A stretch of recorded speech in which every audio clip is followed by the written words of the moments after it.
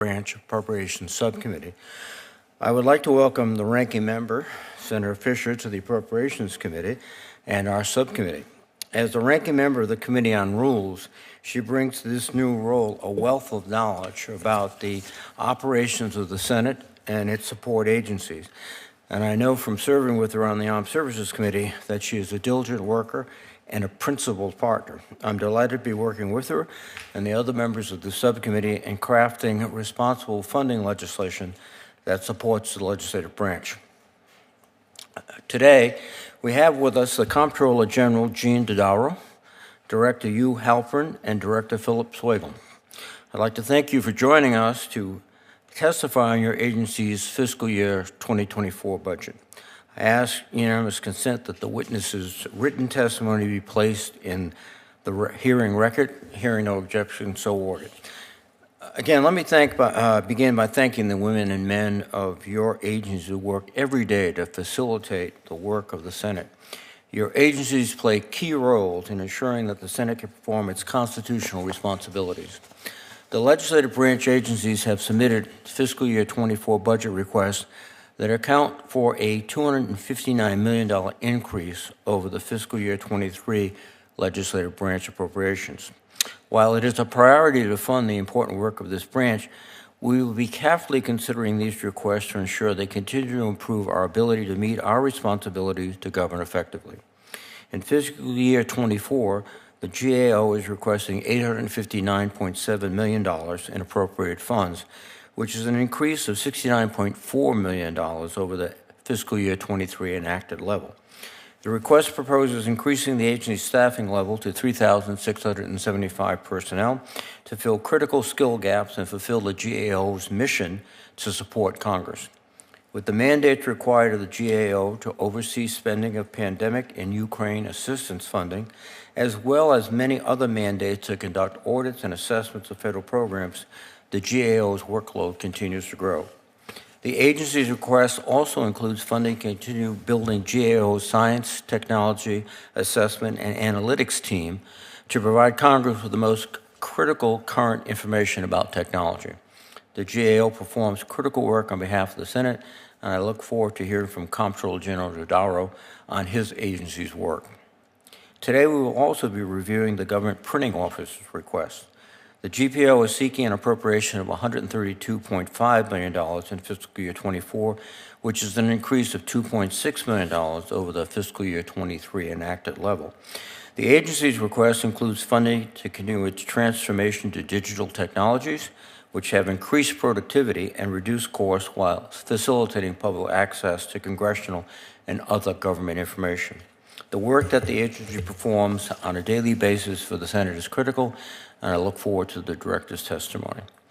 And we will also hear from the Congressional Budget Office. The CBO plays an important nonpartisan role as it strives to provide clear and objective, timely analysis and reporting on budgetary and economic information for the Congress.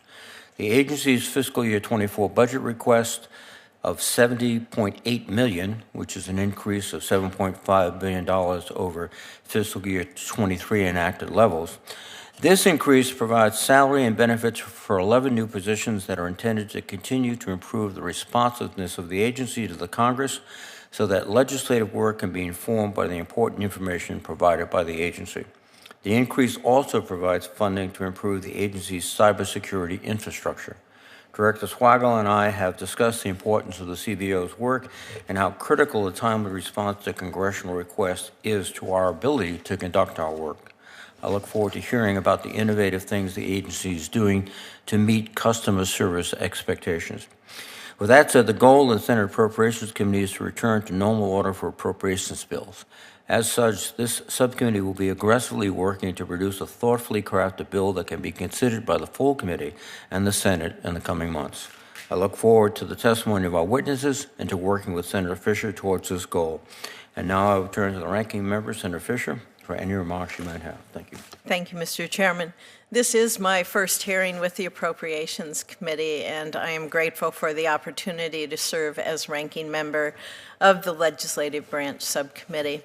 Chairman Reed, I have greatly enjoyed serving with you on the Armed Services Committee. I look forward to working with you on this subcommittee and crafting a fiscally responsible bill that will meet the needs of our agencies and their work to support the Congress. I would like to thank the three witnesses for appearing before the subcommittee today and for their testimony. Before I discuss the specific details of your budget requests, I must note that we are entering an uncertain budget cycle. After years of significant spending increases, the federal government as a whole must exercise more fiscal constraint. Throughout this year's appropriations process, we need to be good stewards of taxpayer funds and make investments where they are truly needed. Mr.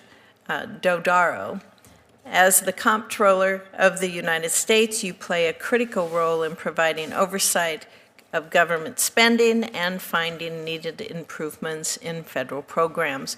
For FY 2024, the GAO seeks an increase of $69 million. This is a sizable request. I'd like to hear from you how this proposed increase will expand audit capacity and provide greater oversight of the executive branch. Dr. Swagel, the Congressional Budget Office's fiscal year 2024 request focuses on hiring new staff and building increased IT capacities. In your testimony, I hope to hear how these proposed increases will improve CBO's forecasting accuracy and responsiveness to Congress. Mr. Halpern, the Government Publishing Office serves a much-needed role in producing and preserving the official documents of the federal government. The GPO's budget request continues funding the transition to digital technologies that will achieve savings while also increasing transparency for the American public. I look forward to learning more about these efforts in your testimony. Again, thank you to our witnesses for being here today. I expect to have a productive conversation on these budget requests. Thank you, Mr. Chairman. Thank you, Senator Fisher. I'd like to first recognize Comptroller General Dodaro, and then Director Halpern, and then finally Director Swagel. Comptroller General. Thank you very much, Mr. Chairman. Good afternoon to you. Ranking Member Senator Fisher, good afternoon. I'm very pleased to be here to discuss GAO's request for FY 2024. First, I want to thank this committee for its past support of GAO's work. I believe we've provided a good return on investment. Last year, as a result of implementation of our recommendation, there were financial benefits to the government of over $55 billion.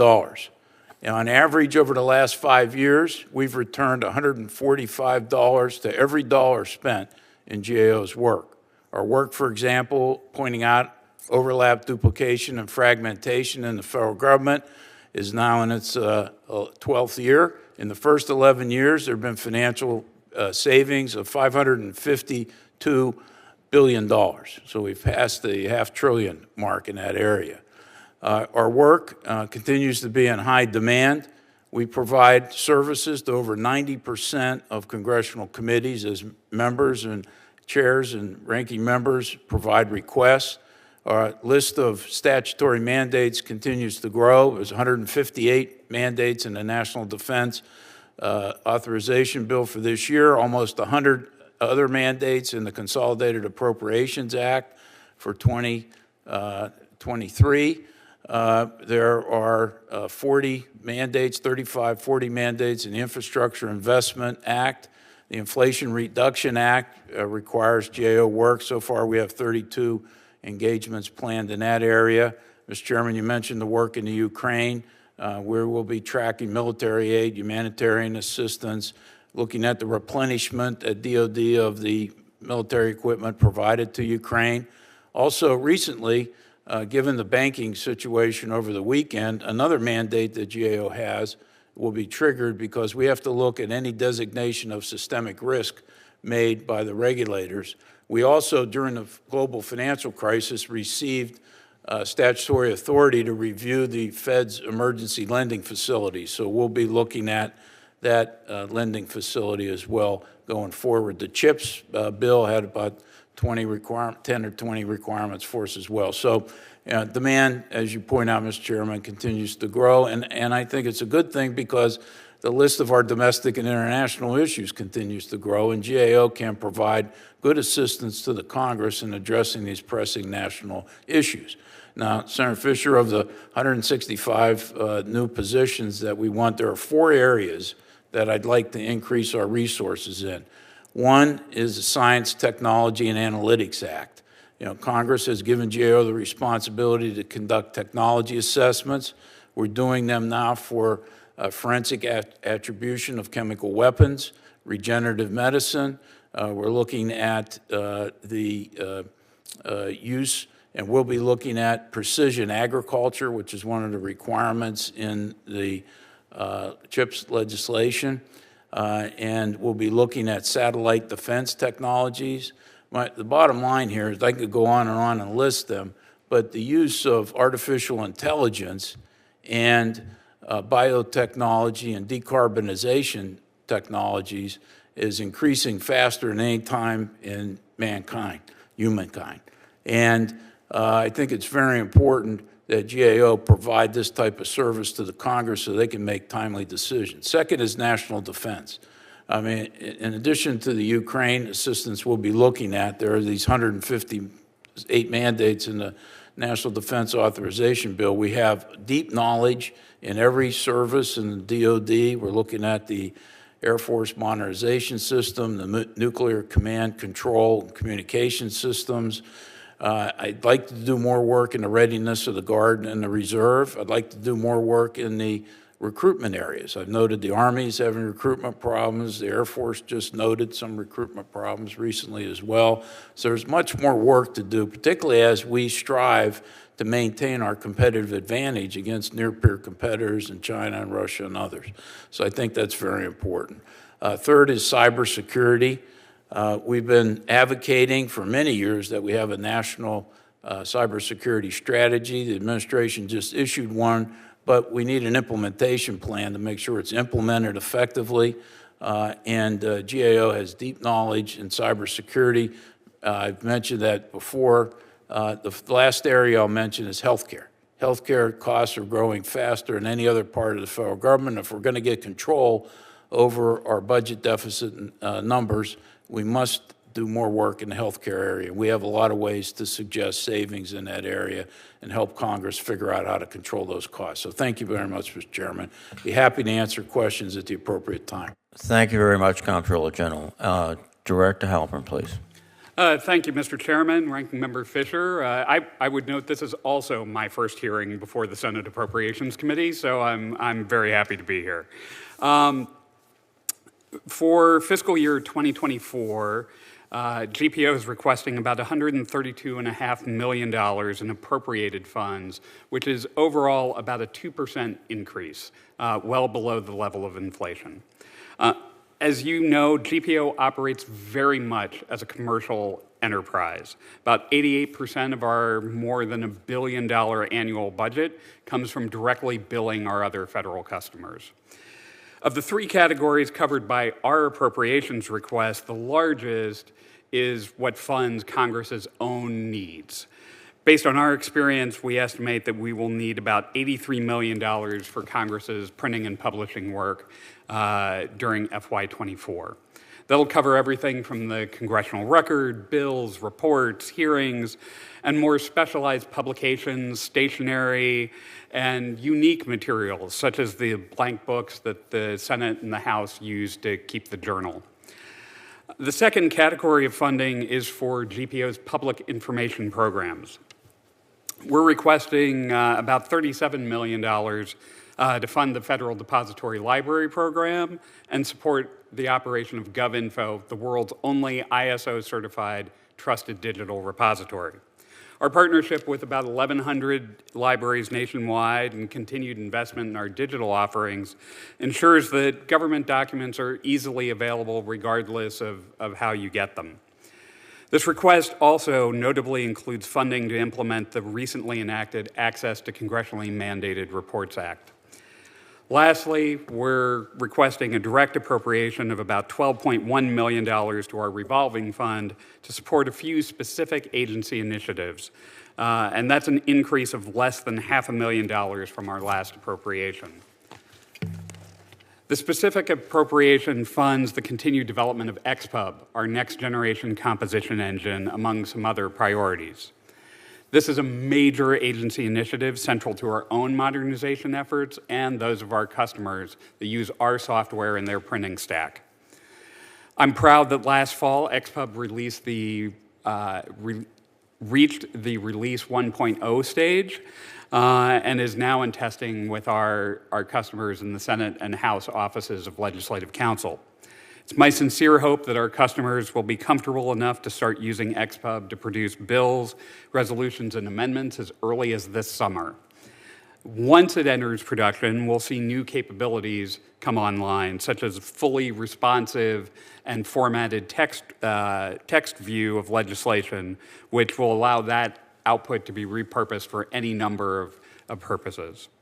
So with that, I will wrap up and just thank you on behalf of myself and everybody at GPO, our 1,600 craftspeople and professionals, to thank you for your past support and support in the future, and I am ready to answer any questions you may have. Thank you, Mr. Director. Director Swagel, please. Thank you, Chairman Reed, Ranking Member Fisher.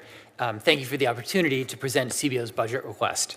So the purpose of my testimony is to request an appropriation of $70.8 million for fiscal year 2024. This is an increase of $7.5 million, it's 12%, over the amount provided in 2023. Now, I recognize that's a large request. A big part of that reflects inflation and paying for deferred IT costs from 2023. Our request is targeted to support CBO's mission to provide nonpartisan analysis to the Congress that's responsive, rigorous, and transparent. And we will carry out this mission with integrity. So CBO is here to support you. We support the Appropriations Committee and the authorizing committees as legislation is developed and when it's on the floor being marked up in committee. When legislation heads to a vote, CBO staff analyze amendments in real time, sometimes thousands of them, such as for bills like the NDAA. Last year, CBO staff worked long hours on major legislation, most recently the December 2022 Omnibus. And we are working hard to provide Congress with timely and accurate budget and economic projections, cost estimates, and other information. Our request for 2024 will enable us to do even better in terms of our responsiveness and transparency. Roughly 2/3 of that, or $4.8 million of the proposed $7.5 million increase, would be for personnel costs. So that amount would cover salaries and benefits to hire 11 new staff members in 2024 and to fully fund the staff members we hired at various times in 2023. So these new people would allow CBO to provide more analysis in areas of congressional focus, such as defense and homeland security, especially energy, infrastructure and climate, health policy, immigration, and also to improve our long-term budget analysis. So now, while the increase would allow us to grow, most of the request would cover inflation adjustments and performance-based salary increases for the staff we already have.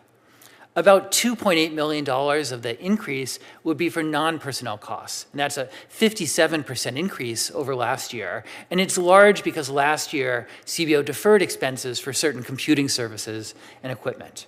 Now, we are now analyzing the president's budget to provide information for the appropriations process, and we support the appropriators with provision-by-provision estimates of the 12 annual appropriations bills and any supplemental appropriations that come. And similarly, we will provide hundreds of cost estimates for legislation, and this year, CBO is committed to returning to our historical benchmark of providing cost estimates before a floor vote for nearly all bills that have been ordered reported. We'll publish dozens of reports, both statutory and requested. We'll work with member offices in both chambers as they develop legislation. We'll publish interactive tools, presentations, slide decks, other products to bring our work to a wide audience and increase the transparency of our analysis. So finally, let me just recap. To achieve our goal to be as responsive as possible, CBO requests an increase of $7.5 million. With your support, we look forward to continuing to provide timely and high-quality analysis to the Congress. Thank you for your support, and I'm happy to take any questions. Thank you very much, gentlemen, for your testimony and for the great work that you've done and your colleagues have done to support the Congress. Comptroller General Dodaro, You spoke, and in fact, we had a chance to speak on the phone. I really appreciate you taking the time from your little sabbatical with the family. And one of the issues that we spoke about was, again, part of today's testimony. That's the mandates that you receive as both members of the Armed Forces Committee. Many of them come from us, but not all. Let me, for the record, say that not all. We carry a lot of other bills. But those mandates, I think, are, if you could comment on how they impact your work and how you have structured the budget to ensure you cover all those mandates. And also, I think it's worthwhile emphasizing again the fact of the in a cost-benefit analysis, the benefits you've rendered to the Congress and the nation have been significant. So if you could comment. Yeah, absolutely. First, I believe mandates are a very important part of GAO's work. We track every week every bill that's introduced in Congress, and there are hundreds of mandates every year outside the Defense Committee, so I will make that clear, across the full range of Congress. And I think they're important, and we work with the committees to make sure that what actually gets passed is the mandates within our scope of authority and competency. We can meet the time frames. So we do all that work on advance, working with the committees. But it also reinforces our nonpartisan, transparent process, because by definition, it's a bipartisan request when it's a mandate. It's the broadest expression of congressional interest in our work. The reports are released to the entire Congress and the public when they're ready to be released, as opposed to requests from individual members as chairs and ranking members that can hold the report up to 30 days before they release it. So I think it's fine. We are to the point now where we're doing more work as a result of mandates than requests from individual committees. And I think that balance is good. So we built that into our request, and where we're receiving more of these mandates or interest from the Congress are in the four areas that I mentioned. Science, technology, national defense, healthcare, and cybersecurity. The number of cybersecurity requests and mandates has just proliferated as that issue has grown, and will continue to grow more complex. Those issues will not be resolved anytime soon, will become more complicated. Now, we also plan our work to get a good return on investment. And the work that we do on the high-risk areas, where we designate areas that are susceptible to mismanagement, fraud, waste, abuse issues, that's returned in the last 17 years $675 billion. So we get about $40 billion a year from targeting those areas where we know that there's waste and abuse and could be better management. The overlap, duplication, and fragmentation work, as I mentioned, is over $500 billion in savings so far. And that's only with Congress implementing and the administration about 74% of our recommendations. So many of our unimplemented recommendations can yield tens of billions of dollars more. And we'll be updating the high-risk list next month before Congress and a couple of hearings on the House and Senate. And we'll be having our overlap duplication report, cost savings report, revenue enhancements. Some of these come from revenue enhancements as well.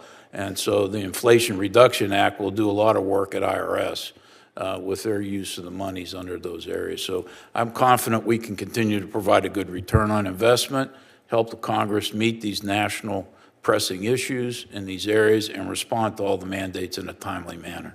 Thank you, Comptroller General. Director Halpern, your agency does very good work. Because we see the paper every day, and we're not disappointed. But can you highlight some of the improvements you intend to make going forward with this budget that you suggested? Absolutely. I mentioned in my testimony XPub, our next generation composition engine, and that bears a little bit of explanation. Please. So GPO built the software stack that Congress prints on. So every time you go to the Senate Office of Legislative Counsel and they hit Control-P, our software takes over. Problem is that software was originally written in 1982 and is still in use today. So every time Microsoft is helpful and upgrades Windows, it takes a lot of work on our part to make sure that our systems continue to function. But this is also an opportunity. and it's an opportunity to bring new technology that will speed up the process and provide Congress with new options in a very cost-effective way. So XPub builds on the work that Congress has been doing over the last several decades to build the legislative process around structured data.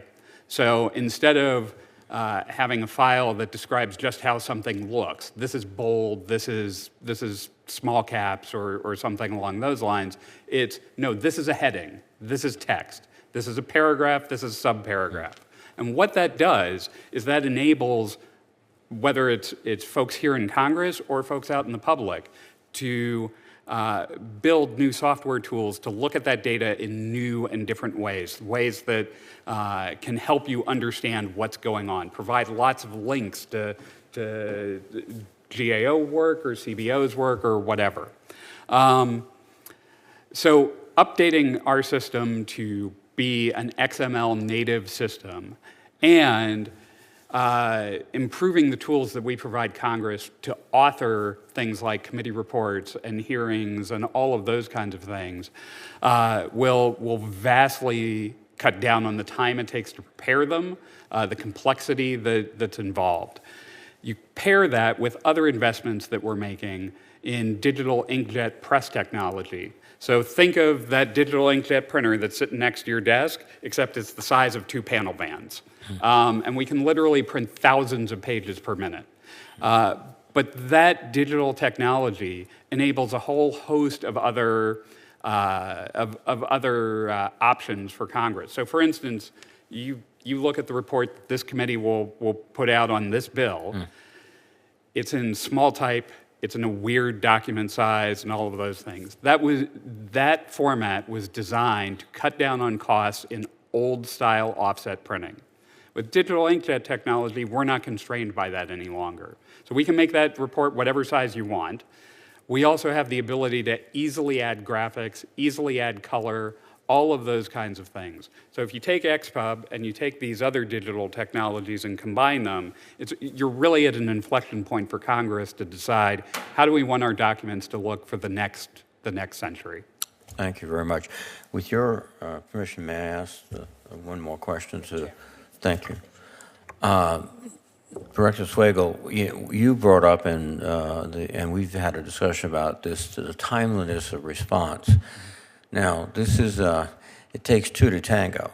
Sometimes we call you with we're ready to go at 1 a.m. and we'd like to go at 2 o'clock that afternoon. We expect you to respond, correct? That it does happen once in a while. It does happen once in a last while. year, yes. So this is not just the problem of CBO, but can you tell us what you're doing to, with this proposed budget to increase the timeliness of your response to congressional requests? Yes, sir, and that really is our focus.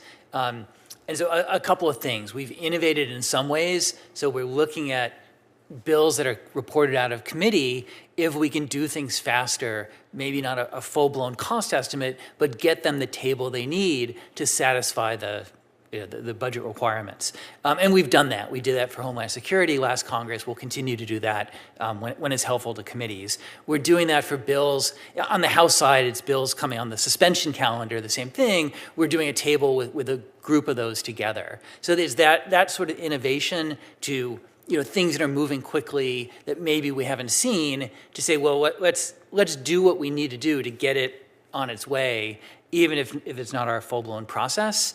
And then what the budget request will allow us to continue to do is focus additional resources on the areas where we know we've fallen behind. And you and I have talked about national security, Homeland Security.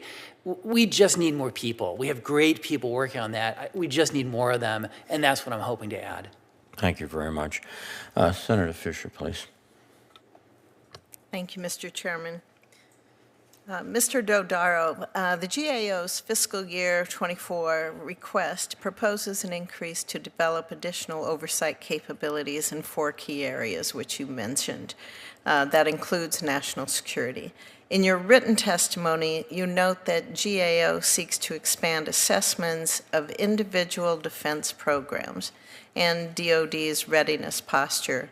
Can you please explain what specific elements of the request will serve to increase GAO's national security capacity, including conducting DoD assessments and fulfilling the defense-related mandates that Congress has set for GAO? Yes. A good portion of our existing resources are in the defense area because it's half of the discretionary budget. But the defense budget's been increasing, and we see a lot of need in this area. And so of the 165 additional people, Senator Fisher, I would like to put 40 more people into the defense area that would expand our teams and expand our capacity to do more work to make sure that we can meet the mandates in a timely fashion. Most of the mandates that are in the National Defense Authorization Bill require us to report early in the next cycle for the next annual appropriation bill, and that timing can be a challenge. So sometimes we have to meet that with a briefing rather than a full report and a full report later.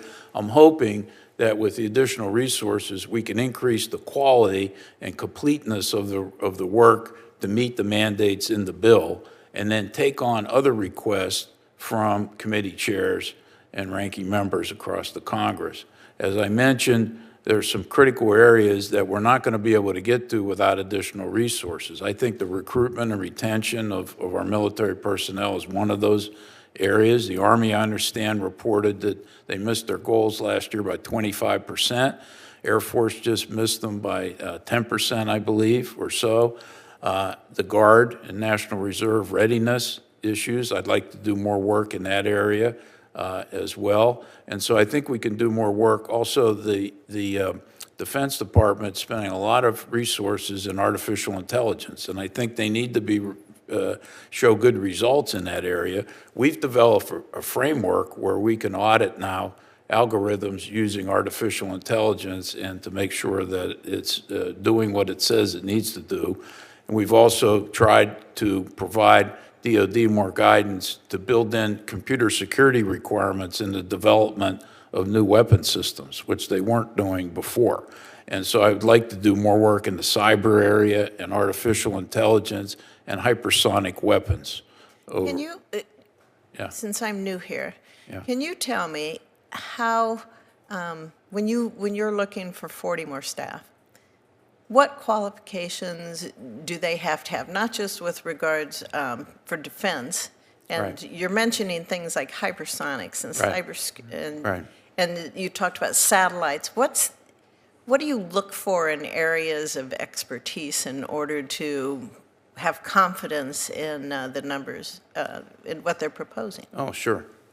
Well, we have, in GAO, we have both generalists and specialists. The generalists focus on subject matter expertise.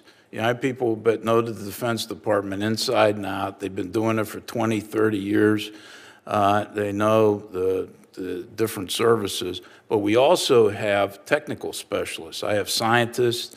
We're looking, for example, at the modernization of nuclear warheads. So I've got a nuclear scientist, physics on board. Our teams are developed by putting together interdisciplinary teams. So I have so many program experts in defense, and then I have these scientists. I have people that are quantum experts. I have people that are biologists. Do you ever reach out to the Department of Defense and, not just ask questions, but do you ever take information from them as well? Oh, absolutely. Yeah, we go and audit them. I mean, and the part of the auditing process, we'll be getting information from them, physical information, documents. We'll look at test plans. Every year we look at the portfolio of weapon systems to see if they're on cost, schedule, and performance. So we have a very multidisciplinary workforce. That's helpful. Thank you. Yeah. Thank you. Sure. Dr. Swagel, in your testimony, in your written testimony, you mentioned that CBO's workload from Congress in 2022 strained the agency's resources in many areas. The FY24 request seeks an 11.8% increase to improve capacity through hiring more staff and spending on new information technology systems. Can you elaborate on how the 2022 legislative period strained CBO and why the proposed increases are the correct answer to this problem? Yes. In a sense, it was last Congress, there was both the regular work that we do for committees as they develop legislation in both chambers, and then in parallel, there were legislative efforts, the larger, more complex ones, that were largely outside the committee process. And so the omnibus, the 2 reconciliation bills, the CHIPS Act, the infrastructure bill, the guns and mental health bill. And so in some sense, we are set up to work in some sense in regular order through the committees. It just didn't, we will work however the Congress works. We are just not set up for that. And I think we managed, we innovated, we managed, but I can see we just need more people. Now, so part of what we're doing internally to make our people more flexible and have overlapping portfolios. So we need to adjust inside, but I really think we need to grow a bit to be able to handle that. As you're looking at adjusting, what areas, issue areas, do you see Congress maybe turning to and focusing on that were in the near term? Mm-hmm. And how do you prepare for that? Yeah, and we are at our best when we have our analysis done before, in some sense, when we get to the issue before you do, and we do it sometimes. Surprise billing that was enacted a few years ago, we had our analysis ready, and so we did hundreds of iterations on that because we were ready. We're building capacity in something. So I mentioned national security. We have capacity. We need more. Immigration, we say a lot, and I think excellent work on the fiscal impacts of immigrants, but not on the wider impacts, what they do at the border, what they do inside the homeland, what they do for the economy, entrepreneurship. And so that's one area where I want to build our capacity. Healthcare is another. So there's a couple other topic areas where I'm looking ahead, thinking where will Congress go. I just one last sentence. On the near term, we're doing a lot on the sort of near-term spending and near-term, in some sense, budget, sort of what's going to happen in the near term on the budget. And we're working very closely with the 2 budget committees and the 2 leaderships on that as well. Thank you. Okay. I just have a few brief questions, and a question for everyone at the panel, and beginning with the Comptroller General. One of the issues we hear consistently is the inability to hire qualified personnel throughout the economy of the United States, small business, large business, et cetera. Interestingly, today we had a hearing where we had a nominee for manpower in the Department of Defense and a nominee for Navy acquisition. It turned out at the end we discovered that they're competing against each other for personnel, shipyard workers versus sailors in the Navy. So I wonder if you're having that same problem. No. Right. At GAO, we have no problem. The last, my entire time as Comptroller General, which now I've been in this position 15 years, we've been ranked as one of the best places to work in the federal government. Mm-hmm. The last 2 years, we've been #1 across the entire federal government for mid-sized agencies. We have a strong intern program, a nationwide recruiting program. We've got a great mission. We provide people with flexibilities, and our work is used by the Congress, so people can actually see the results of their work, and they can work in a nonpartisan environment and help the country. So we have no problems. We're on track to hiring the people. Our attrition is only about 6%, so we don't have a turnover problem, and people stay at GAO because they are satisfied with the work that they do. Pretty good. Director Halpern. Senator, you've hit on my #1 challenge at GPO. So 50% of our team will be eligible to retire within the next 4 years. That means 1 out of every 2 press people, proofreaders, IT specialists, contract specialists, electricians, carpenters, bookbinders, you name it. Our workforce tends to be a little older than the federal average by 3 or 4 years. And attracting the kinds of folks who can do the crafts that we need at GPO is a challenge. So we've tried to respond to this in a number of different ways.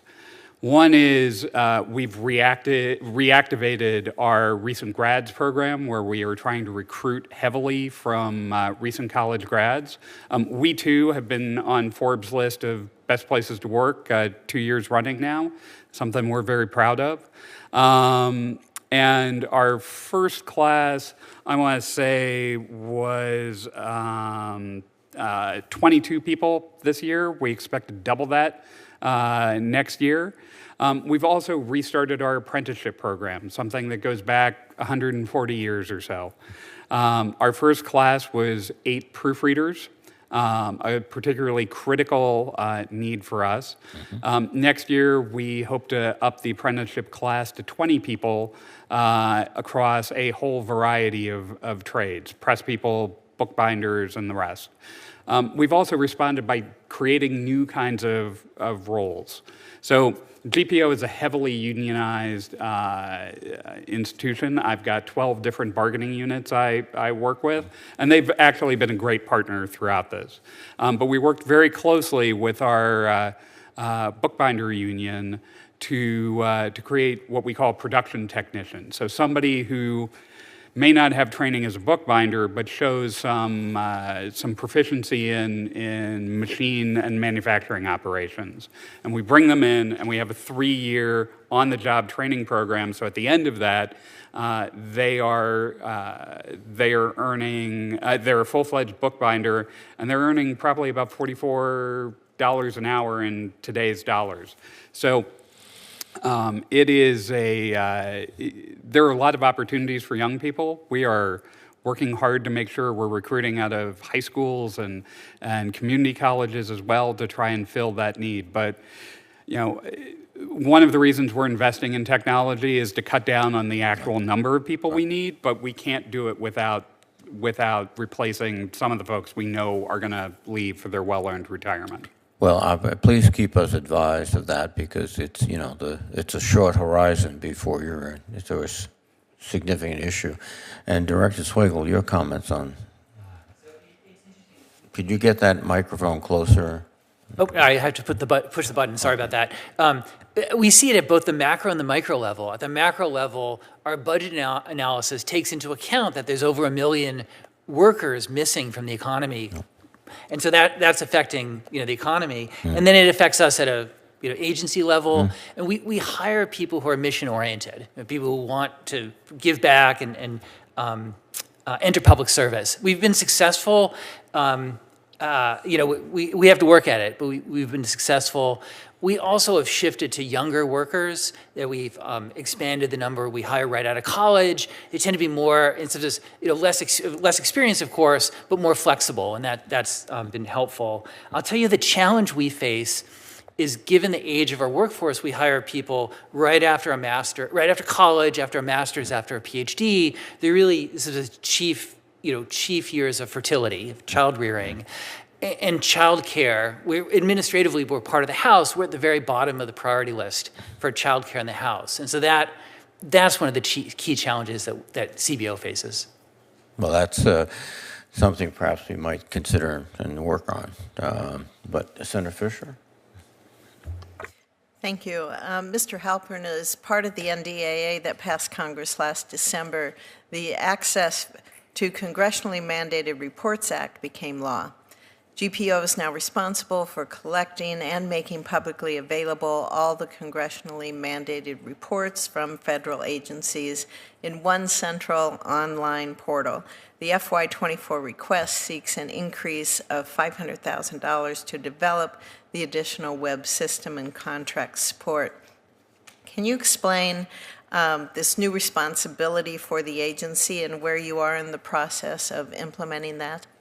Absolutely. So let me start before I came to GPO, when I was a committee counsel in the House. So I was responsible for all of the back office operations for the multiple committees I worked for.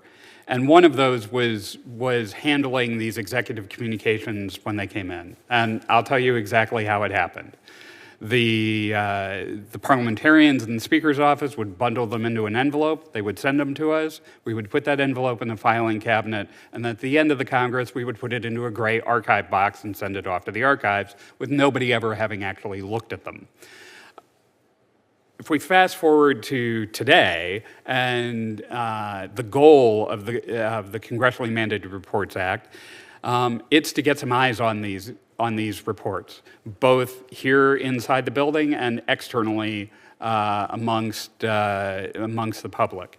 The good news is we've already got the infrastructure to support this. So GovInfo, the world's only ISO certified trusted digital repository, where all of your data is put online and shared with our partners at the library and at the archives and the public, that provides sort of the bones that we need to build this system.